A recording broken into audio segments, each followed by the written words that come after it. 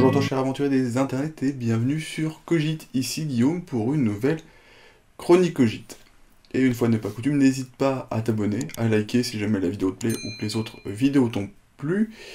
Et je profite de cette dernière occasion d'août pour faire une vidéo avant qu'il soit trop tard et que je ne vous ai fait aucune vidéo pour août, donc désolé. J'en profite aussi pour essayer un nouveau matériel et voir si ça rend bien. Donc si jamais tu as des retours à faire, n'hésite pas. Alors preuve que c'est de nouveau matos, maintenant, normalement je peux faire ça. Voilà, je peux me déplacer, il n'y a personne derrière la caméra toujours, mais le cadre va changer, je vais rester bien au centre.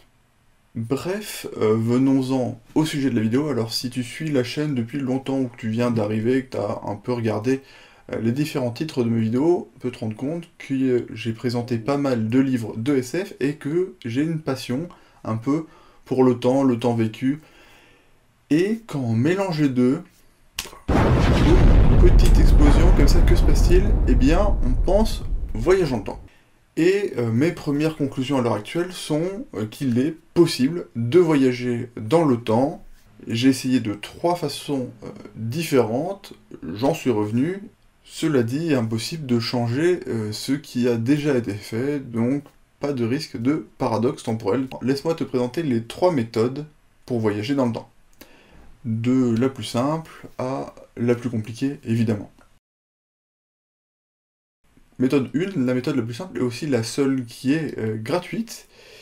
Le temps, globalement, il avance, c'est indéniable. La seule chose sur laquelle on peut agir en tant qu'être humain, c'est le présent, et on peut espérer que ça va potentiellement changer un peu l'avenir.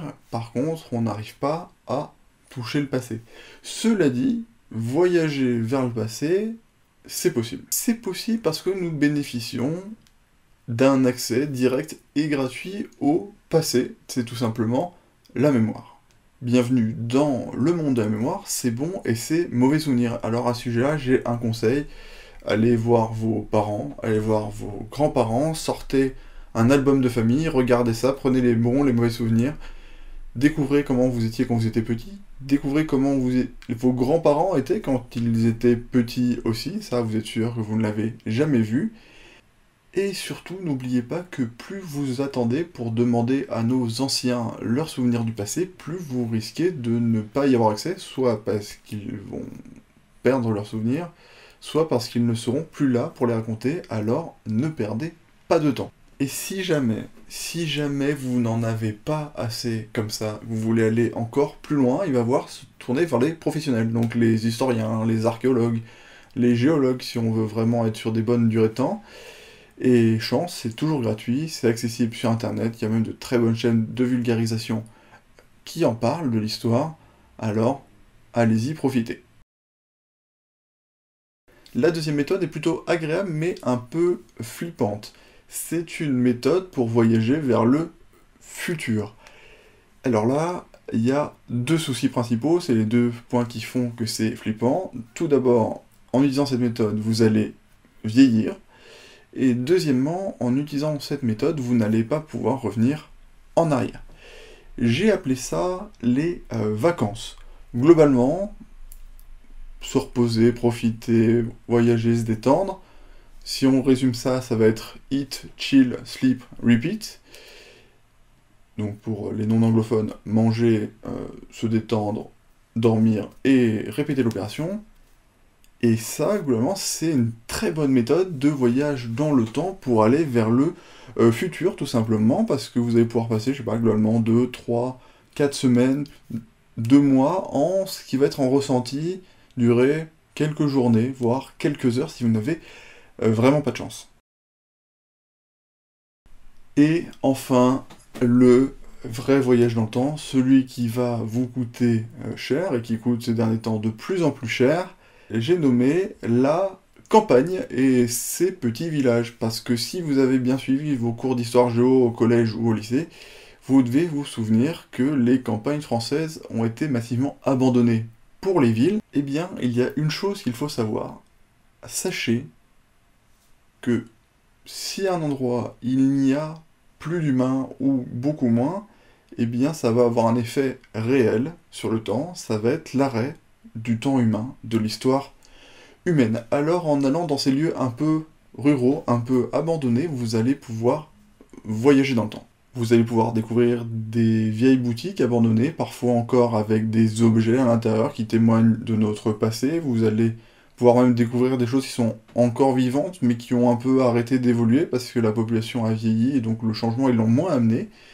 Et c'est un accès direct à cette histoire des décennies passées qui s'est un peu fixée au moment où les gens sont partis. Et si vous voulez aller encore plus loin, n'hésitez pas à parler aux gens qui sont restés, qui se souviennent encore de comment ça a fonctionné, pourquoi les choses sont ainsi, et des fois vous faire découvrir des petits artefacts, des petits objets un peu perdus, comme ce que vous pourriez trouver si vous alliez, je sais pas, dans le grenier de vos grands-parents.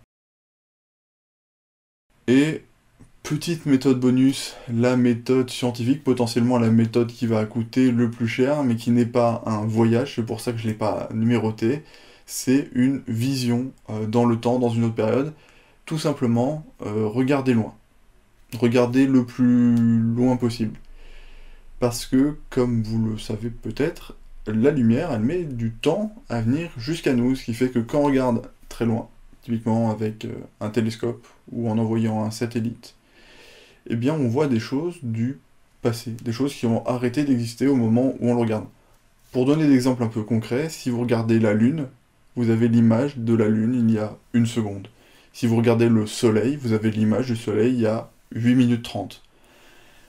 Bref, si on regarde loin, on regarde dans le passé, c'est scientifique, c'est cher si jamais vous voulez du matos, mais c'est faisable.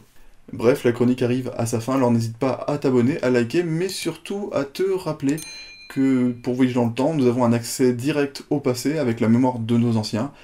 Alors n'hésite pas à en profiter tant qu'ils sont encore là pour t'en parler. Merci à toi, à bientôt, salut!